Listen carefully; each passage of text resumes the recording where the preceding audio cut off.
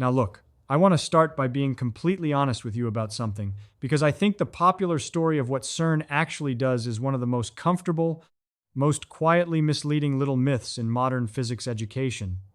People hear about the Large Hadron Collider, and they picture this enormous underground ring as a kind of glorified magnifying glass. A machine that smashes tiny particles together so physicists can peer inside and catalog the little pieces, like cracking open a walnut to count the fragments. That picture is wrong. Not slightly wrong. Fundamentally, embarrassingly wrong in a way that actually matters to understanding what may be happening right now underneath the Swiss-French border. The collider is not a microscope. It is not a walnut cracker. It is something far more violent and far more philosophically disturbing than that. It is a machine that takes protons, accelerates them to within a rounding error of the speed of light, and then slams them into each other with such colossal kinetic energy that the mathematics of momentum itself begins to misbehave. And when the mathematics of momentum misbehaves, when the numbers simply refuse to add up no matter how carefully you count every fragment, you are not looking at a measurement error. You are looking at something that should genuinely frighten you. You are looking at the possibility that our universe has more spatial directions in it than up, down, left, right, forward, and backward. Let me give you an analogy, because I think analogies done honestly are the best tool in physics, and I want to use one that does not soften the strangeness of what we are discussing. Imagine you are playing pool on a massive, perfectly flat green felt table inside a completely pitch-black room. You cannot see the ceiling. You cannot see the walls. You can only feel the table's surface and track the balls. Now imagine you hit two pool balls directly head-on at 1 billion miles an hour. A genuinely catastrophic collision. Fragments explode across the table, and you carefully track every single one. You measure every velocity, every mass, every fragment of debris scattered across the felt. You do the mathematics, and you add up all the momentum after the crash. And then you notice something wrong, something deeply, quietly wrong. A significant chunk of the kinetic energy is missing.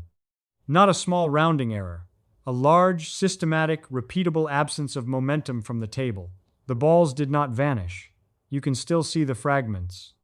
But the violent collision was so intense that it knocked a microscopic wave of energy clean off the flat surface, right up into a hidden room directly above the table that you never knew existed, because in the darkness, you had no way of seeing upward. You assumed the table was everything. You assumed the flat green felt surface was the entire universe available to physics. And the collision just proved you wrong. That missing momentum, that terrifying gap in the ledger, is mathematical proof that there is a spatial direction you did not know about. A direction the energy could travel, a direction matter and momentum could escape into, invisible to every instrument you have except the one instrument that never lies, which is the conservation of momentum itself. This is precisely what physicists call missing transverse energy. And it is the central, chilling, observable signature that CERN physicists study when they are looking for evidence of extra-spatial dimensions. The word transverse here means perpendicular to the beam direction. And in a perfectly controlled proton-proton collision, the conservation of momentum is mathematically absolute. The protons come in with precisely zero net momentum in the transverse direction. That means the total transverse momentum of every single fragment after the collision must also add to zero. This is not a suggestion.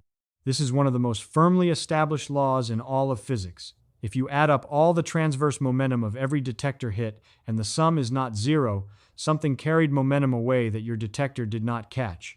And if your detector is designed to catch every particle that interacts with normal matter through any of the four known forces, then the thing that escaped without leaving a trace is something that does not interact with normal matter through any of those forces, something that simply leaked away, something that took a direction your detector cannot point in.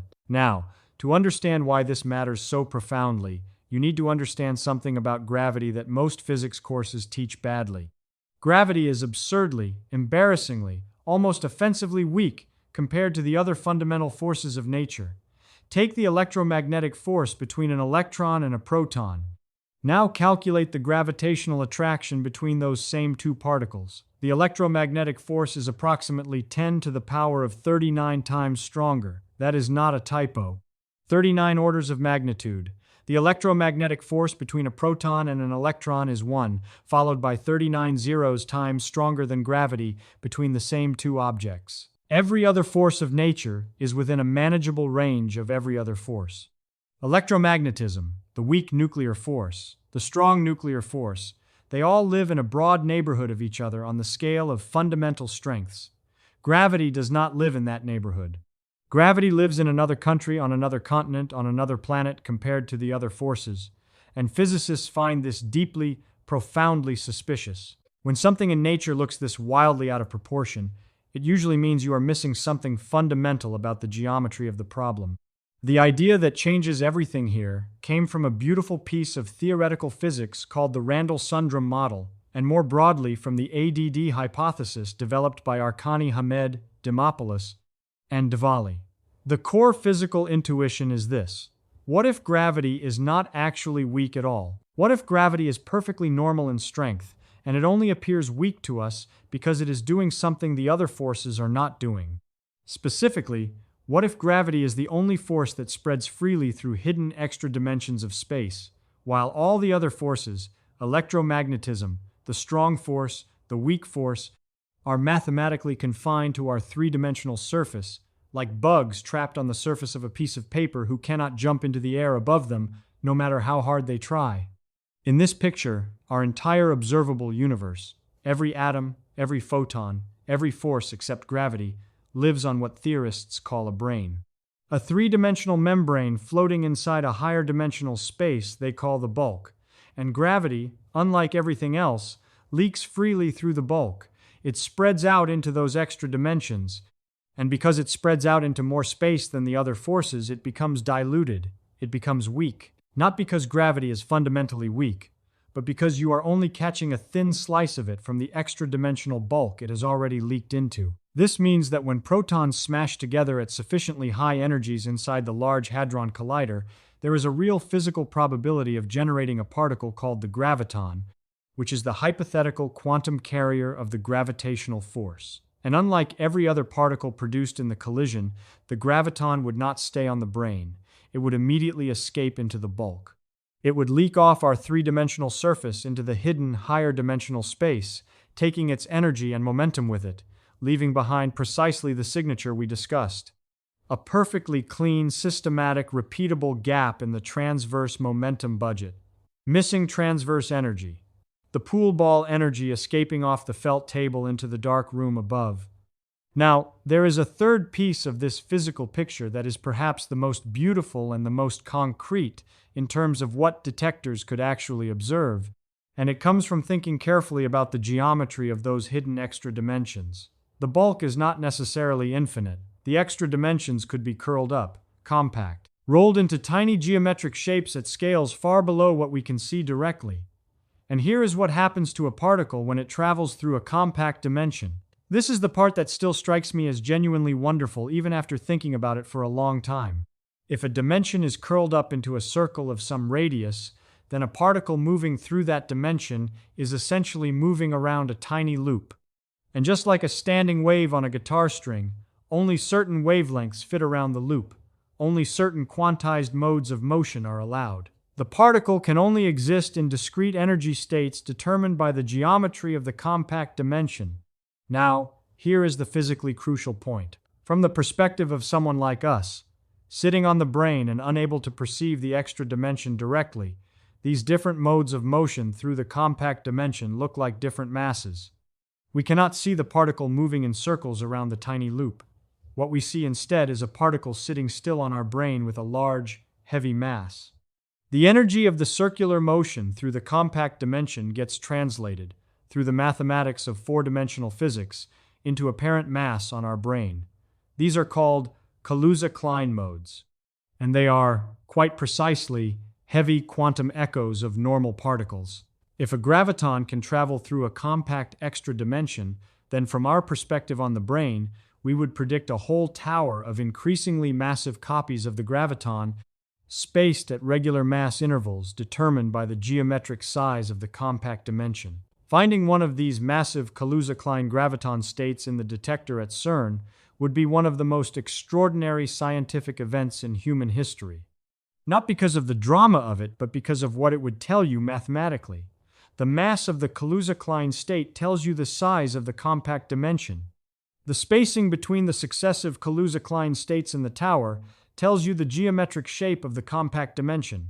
You would not just be discovering a new particle.